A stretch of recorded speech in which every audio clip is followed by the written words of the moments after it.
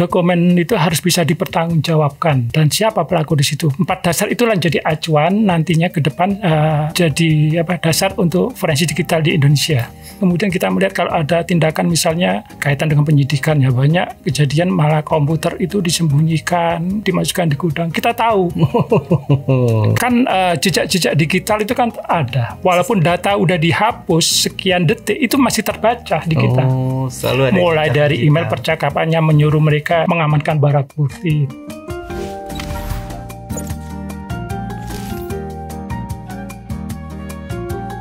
Halo Sobat Pajak, kembali lagi bersama Dadendi dalam acara Diskusi Dendi di Jaksuscast, Jakarta Khusus Broadcast.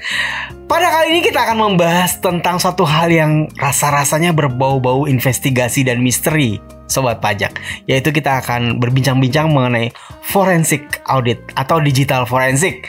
Nah, di samping saya sudah ada Pak Rudi Kurniawan, seorang anggota tim gugus tugas forensik audit di Kanwil DJP Jakarta Khusus. Halo Pak Rudi, apa kabar? Halo Pak Dendi, senang bisa ketemu Pak Dendi. Alhamdulillah ya, sama-sama senang kita ketemu nih ya. Lagi sibuk apa sekarang nih?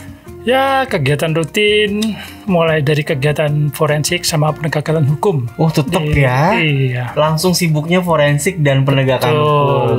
Nah, kita mau diskusi nih tentang masalah audit forensik ini. Siap. Kan awalnya kan dulu nih, kalau sebelum ada mengenai masalah data, perubahan data, belum ada computerized. Dulu kan kita kalau meriksa itu ya, pemeriksaan itu kan pasti manual ya. Yang kita minta buku besarnya itu sampai bertruk-truk datang gitu ya, untuk memeriksa manual. Nah sekarang kan nggak gitu lagi ya. Walaupun proses pemeriksaan itu adalah proses pemeriksaan itu merupakan pengujian ya.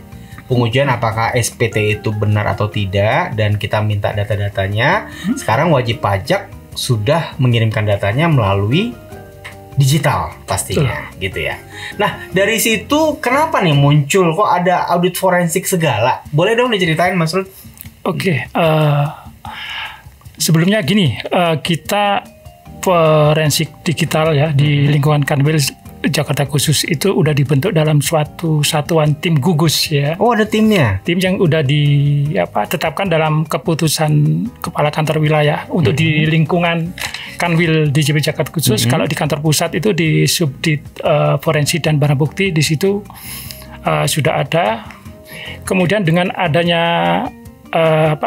kemajuan zaman ya, dulu mungkin masih manual ya, betul masih ingat bentuk banget kertas atau dokumen-dokumen apa. Sekarang lebih canggih malah ya, pakai sistem semua, ada yang pakai SAP atau sistem yang lain, email. Kalau kita wajib pemeriksa itu misalnya minta data-data, kemungkinan kesulitan banget kan ya. Kadang ada data yang disimpan di cloud.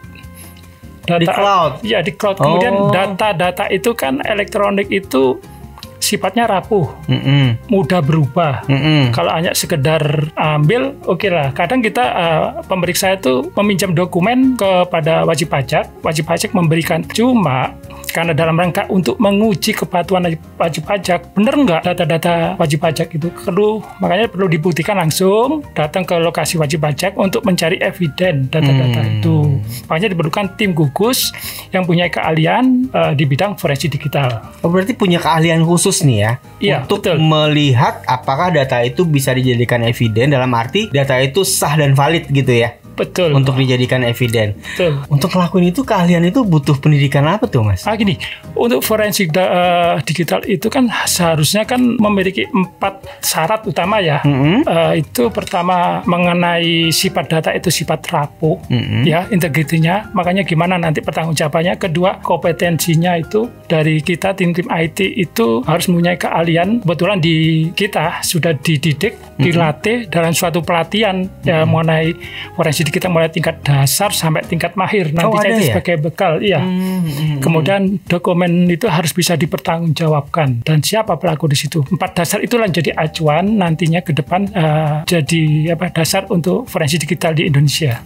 Berarti tadi kemampuan kompetensi untuk mempunyai keahlian tersebut ada dasar, ada menengah, ada lanjutan gitu. Betul. Ya. Oh, dan semua ini ada certified-nya ya? Ada certified-nya untuk melakukan forensik audit seperti itu. Karena persyaratan gini, untuk nantinya seandainya kita jadi ahli di bidang forensik, baik itu di persidangan nantinya, syarat itu harus mutlak wajib dimiliki.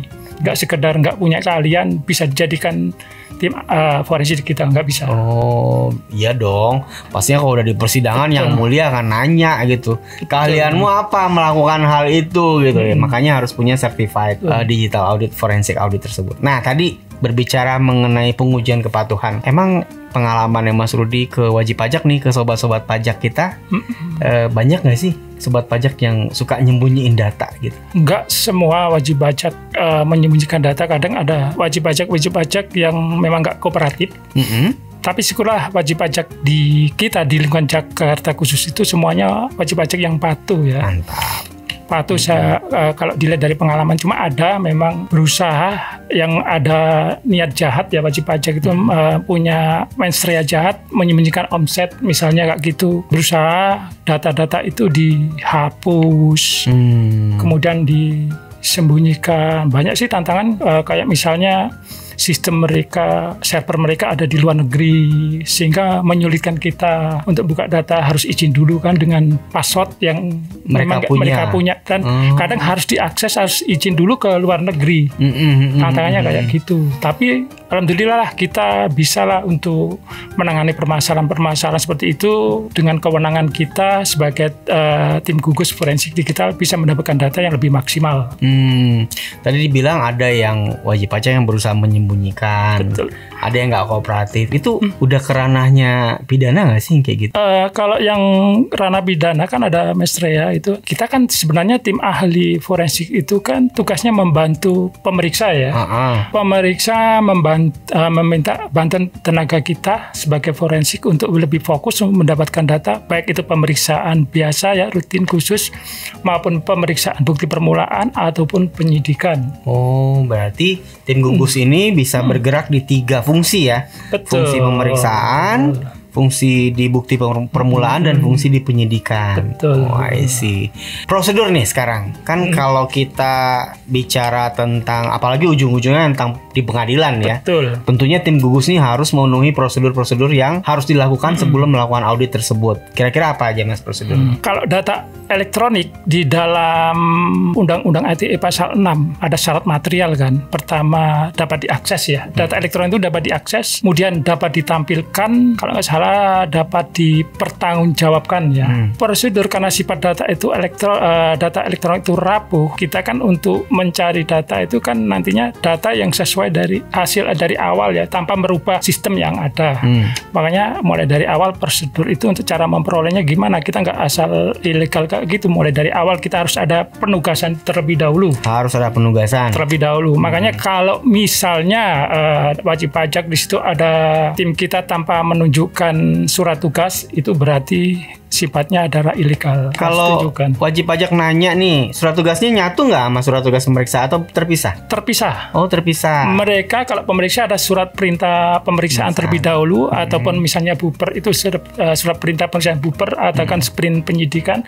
Kalau kita ada namanya surat tugas forensik digital. Di situ ada nama teman-teman yang termasuk dalam tim nantinya di situ. Itu surat tugas kita yang harus disampaikan kepada wajib pajak pada saat memulai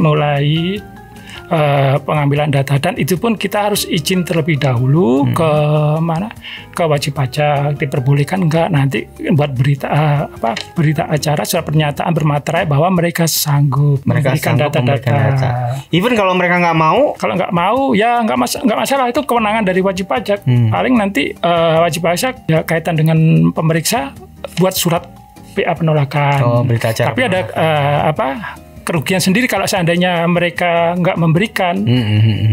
Kenapa kok nggak memberikan? Padahal kita pinginnya ya kalau untuk pemeriksaan untuk menguji kepatuhan mereka. Malah jadi pertanyaan ya. Kalau mereka nggak ini ya.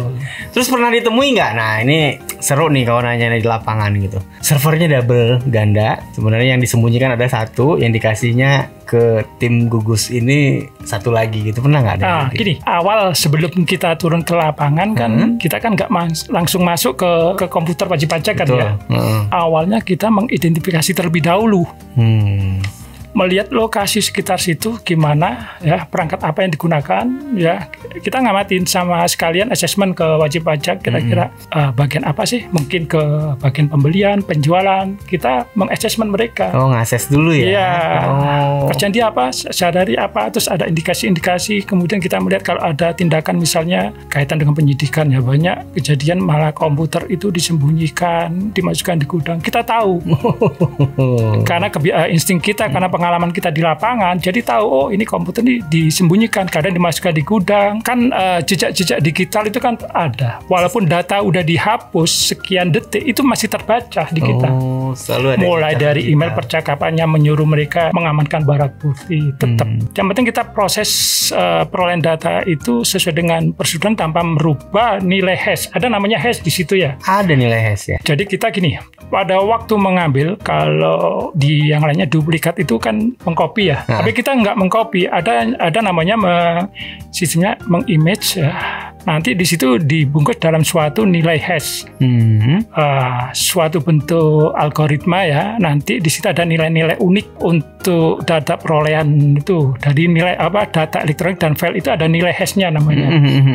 Disitulah nilai hash itu, seandainya kita waktu ambil nilai hashnya ada berapa digit ya, 32 bit atau berapa, seandainya nilai hash itu berubah, nantinya otomatis data itu berubah. Makanya jangan sampai nilai hash itu berubah. I see. Takutnya nanti di persidangan waktu pembuktian, hashnya kok nggak sama. Berarti data itu udah berubah. Udah berubah. Tidak bisa digunakan sebagai acuan barang bukti nantinya. I see. Jadi tadi diawali dengan asesmen dulu, pengamatan dulu, observasi dulu. Jadi wajib pajak yang menerima tim gugus tugas digital forensik ke perusahaannya nggak usah ragu. Kalau seandainya mereka banyak nanya-nanya, karena memang itu tugas mereka gitu ya. Terus Mas Rudi pernah menemukan yang, ya kita di sini sharing pengalaman aja ya.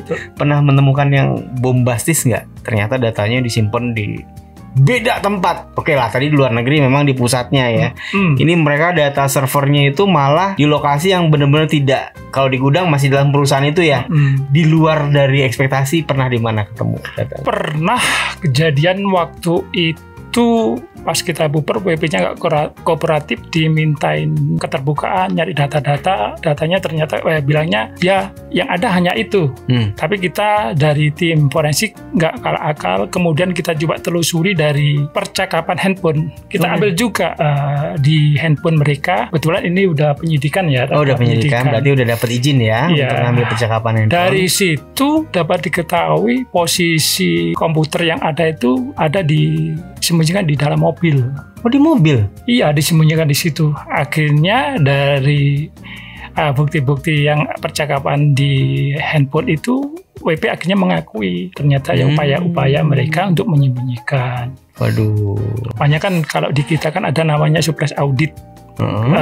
Kita datang langsung kalau untuk penulisan buper ya. Surprise audit. Iya, tanpa pemberitahuan ke WP. Kalau pemberian ke WP berarti percuma dong, nanti takutnya data-data dimusnahkan atau dihilangkan. Tujuannya makanya kan surprise audit itu tujuannya untuk menenggak data-data yang masih utuh itu tanpa merubah gitu. Terus yang endingnya tadi menyembunyikan gimana endingnya? Ya akhirnya wajib pajak mengakui, tapi bisa jadikan barang bukti sampai terakhir yang bersangkutan udah menjadi tersangka ya. Sebenarnya kita itu memberi kesempatan loh ya ke wajib pajak. Makanya kan ada kesempatan waktu buper itu yang namanya pengungkapan laporan etika ya.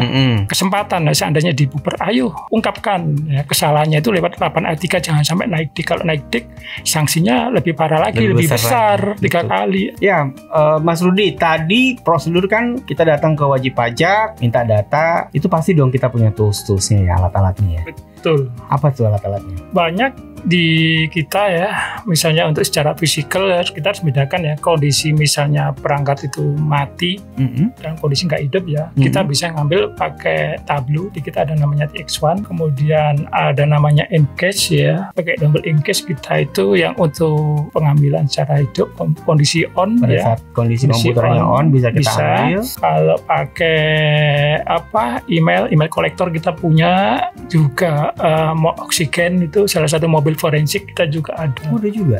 Ada semua percakapan email yang di HP bisa kita ambil semua, jadikan barang bukti nantinya. WP-nya bandel nih, Pak, datanya udah di komputer dan ternyata komputernya rusak, masih bisa diambil? Bisa, selama data-data itu bisa dipulihkan, tapi kebanyakan bisa kok. Kebanyakan bisa ya? Kecuali Pak, datanya rusak, ternyata harddisknya nggak ada, sama aja bohong. Oh iya. Yang penting ada harddisknya kan gitu. Udah hilang ya, mau dihilangin sama dia. Ya gitu itu udah ada ansri aja. Tapi kalau data-data korap dikit masih bisa dibaca. Bisa, data yang dihapus saja selama masih belum permanen itu bisa dipulihkan. Keren ya. Banyak kasus-kasus ya, seperti yang kasus sekarang lagi ramai kan, CCTV yang kasus polisi kemarin itu kan betul. Salah satu tugas dari forensik digital.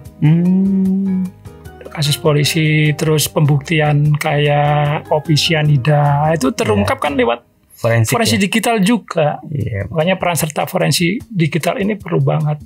Saya pengen nanya tentang CCTV, tapi ntar malah kita kejauhan, jangan deh ya. Betul, oke, siap. Sekarang gini, data-data yang udah dipinjem, kita kan minjem ya ke wajib pajak. Itu datanya itu masih milik wajib pajak kan? Which is nanti setelah selesai pengujian akan kita kembalikan. Betul. Gitu ya? Terus tahu dari mana wajib pajaknya kalau data itu sama dari yang kita pinjam dan kita kembalikan? Gini, waktu kita memperoleh data itu nantinya kan ada PA perolehan. PA perolehan data di mana ditandatangani oleh wajib pajak.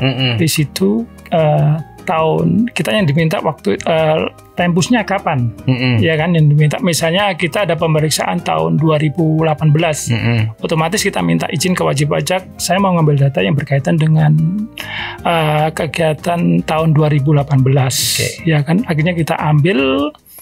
Itu pun nanti setelah kita ambil dituangkan dalam berita acara yang ditandatangani oleh wajib pajak dan pemeriksa, di mana nanti kita sebagai saksi juga kita sampaikan ke salah satu BA itu ke wajib pajak. Di situ ada file apa yang diambil, tapi udah terangkum dalam satu ya, dengan nilai hash itu. Kemudian dari di kita nanti kita olah dan kita berikan kaitan dengan yang diminta oleh pemeriksa. Nggak semuanya data kita serahkan ke mana, ke pemeriksa, karena misalnya ada di luar itu bukan kewenangan dari pemeriksa, kita tetap menjaga kerahasiaan dari wajib pajak. Berarti tim forensik ini juga filtering ya?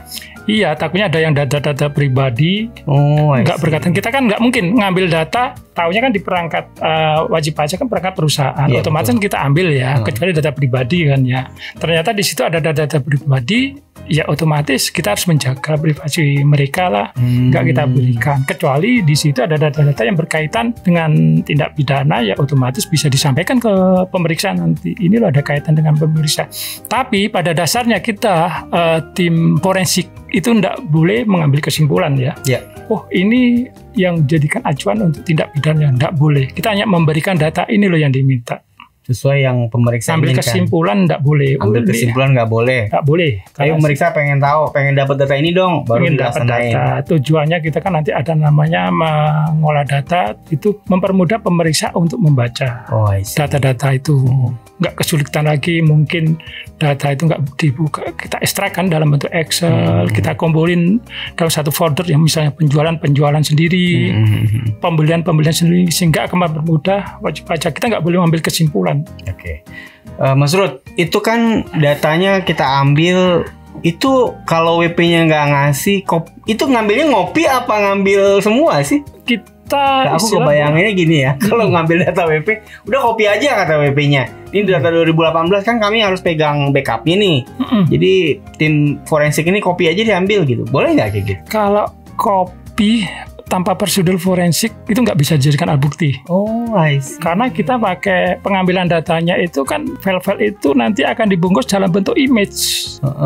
Ya, dalam bentuk suatu file image yang dibungkus dalam istilahnya itu hash tadi, dibungkus nantinya itulah yang jadikan nanti kita olah lagi. Yang asli itu nanti kita simpan, kita duplikat untuk pengolahannya. Yang asli kita simpan nanti suatu waktu diminta sebagai barang bukti di pengadilan. Barang bukti di pengadilan. Oh, tetap ngambilnya gitu yang asli. Asli, nggak boleh karena sifat data itu kan berubah. Sekarang ada kata-kata dalam satu file misalnya saya bekerja. Itu kalau kita bentuk dalam suatu hashnya saya bekerja itu tersendiri. Tapi kalau kata-kata S besar sama S kecil itu berubah lagi. Data itu sifatnya gampang berubah. Berarti nanti di dalam memberikan, bisa dibilang dalam memberikan support kepada pemeriksa itu udah tertulis semuanya ya, hash-nya berapa segala macam. Udah kita sampaikan di BA perolehan kan ada itu. Tapi yang kita serahkan ke pemeriksa, intinya kan kita yang mengambil. Betul. Kemudian kita terimakan ke pemeriksa. Pemeriksa menyerahkan ke kita untuk mengolah. Diolah dulu. Tapi terus data-data yang asli kita simpan. Tetap disimpan. Yang kita serahkan ke pemeriksa adalah yang telah kita olah. Kenapa kita ambil, kita simpan? Itu tadi untuk menjaga keamanan data suatu waktu nantinya diminta ke pengadilan. Sifatnya data kan rapuh. Bisa aja nanti waktu udah disimpan dalam bentuk S, yang harddisknya rusak. I see. Nah, jadi wajib pajak itu harus aware dari sekarang bahwa forensik audit itu suatu hal yang tidak bisa dihindari lagi karena teknologi informasinya wajib pajak, kemajuan teknologinya wajib pajak. Jadi jangan sampai merasa bahwa tim forensik ini datang udah membuat sebuah kegaduhan, jangan gitu ya. Ya Mas Rudi ya. Karena ini udah dekat sekali dengan kehidupan wajib pajak sehari-hari. Apalagi pada saat dilakukan pemeriksaan, bukti permulaan ataupun penyidikan gitu ya. Oke, Mas Rudi, untuk kata-kata terakhir buat wajib pajak dari untuk kita ya tim forensik, nggak usah takut seandainya kita lagi penugasan ke lapangan, kita juga adalah mitra dari wajib pajak. Data-data itu nanti akan kita jamin kerahasiaan dan saya harapkan wajib pajak itu lebih terbuka lah buat apa untuk menyembunyikan data-data ya. Yang penting niat baik, wajib pajak udah jujur membantu penerimaan negara itu suatu hal yang luar biasa. Ya, tujuannya untuk membantu pembangunan negara kita ini. Mantap loh. Tim forensiknya ini malah mendukung wajib pajak untuk mencegah dulu ya. Jadi bayar pajak dengan benar, patuhi peraturannya, jangan sampai tim forensik masuk sampai menemukan sebuah ketidakbenaran. Oke, Mas Rudi, terima kasih banyak atas bincang-bincang diskusi kita kali ini. Benar-benar keren loh tentang forensik ini menambah pengayaan kita tentang pemahaman forensik audit bagi saya dan juga bagi sobat pajak. Baik sobat pajak, demikian diskusi kita kali ini. Ikuti terus diskusi Dadendi di acara Jaksuscast berikutnya, Jakarta Khusus Broadcast. Sampai jumpa.